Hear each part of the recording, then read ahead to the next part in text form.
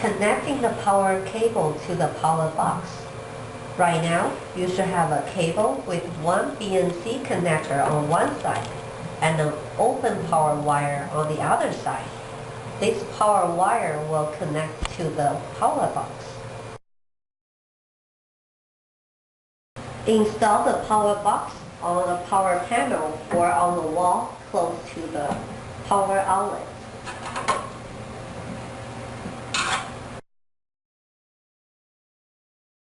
Connect the power line to the appropriate slot.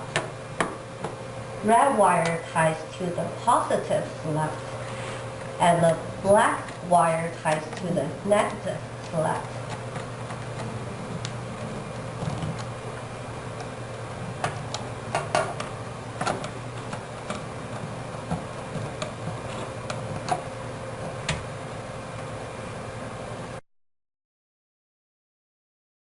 Turn on the power switch after all wires are connected.